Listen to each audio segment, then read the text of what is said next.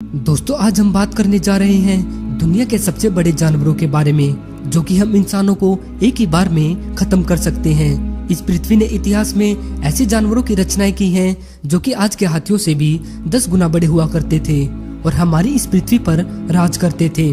आज हम जानेंगे दुनिया के सबसे खतरनाक और बड़े जानवरों के बारे में। तो चलिए दोस्तों, आज के वीडियो स्टार्ट करते हैं।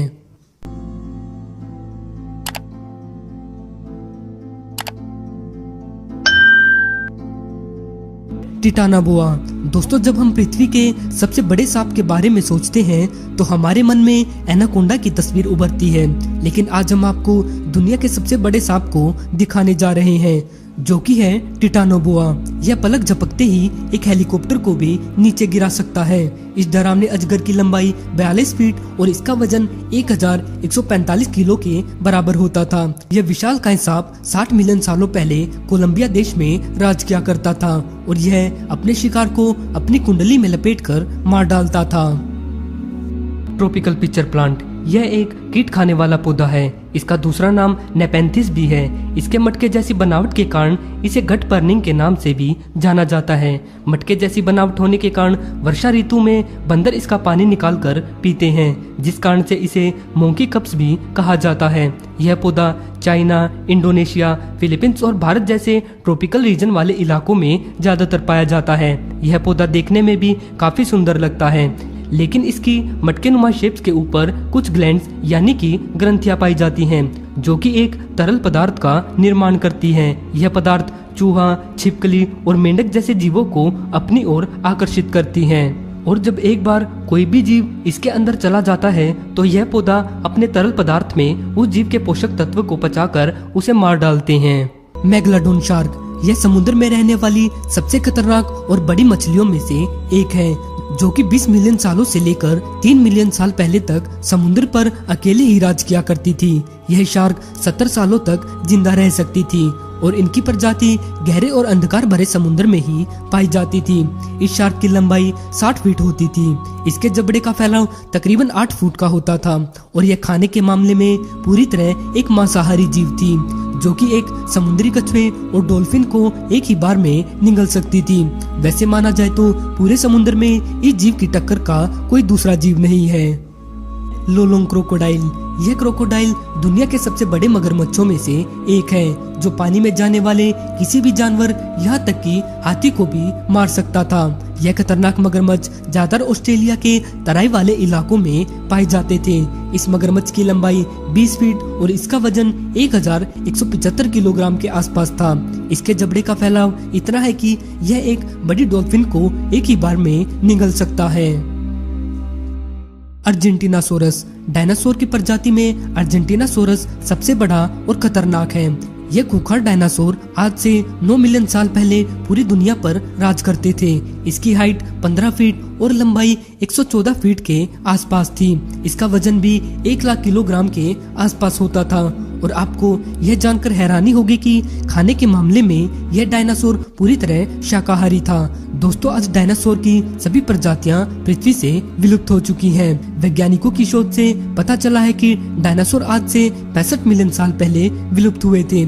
आखिर उस समय क्या परिस्थितियां बनी थी कि डायनासोर पूरी तरह से खत्म हो गए? क्विटज़ेलकोटोलस।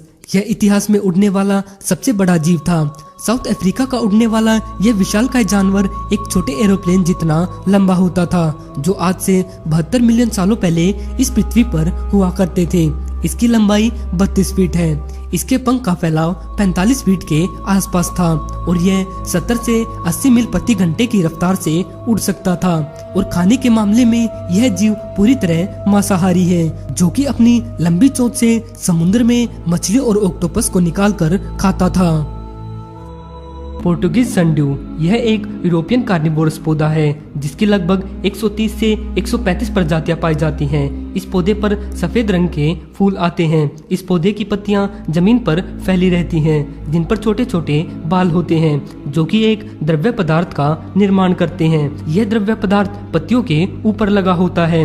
जब इस पर सूर्य का प्रकाश पड़ता है तो यह बहुत ही सुंदर और आकर्षक लगता है। इसी वजह से इसे सनड्यू के नाम से भी जाना जाता है। पत्तियों से निकलने वाला पदार्थ कीट पदार्थों को जूस की तरह लगता है, जो कि जीवों को आकर्षित कर लेता है। लेकिन वह पदार्थ असल में जूस न होकर एक ग्लू होता है, और जैसे ही जो कीड़ा उस पर आकर बैठता है तो वह इस ग्लू से चिपक जाता है, और चिपकने के बाद कीट पतंगे जितना अपने आप को छुड़ाने की कोशिश करते हैं वे उतने ही इसके जाल में फंसते चले जाते हैं, और धीरे धीरे यह पत्तियां खुद को फोल्ड करके खुद को ही कवर करती जाती हैं और कीड़े को बचाना शुरू कर देती हैं। इस पौधे की कुछ बड़ी प्रजातियां मेंढक और छोटे पक्षियों को भी अपना शिकार बना लेती हैं।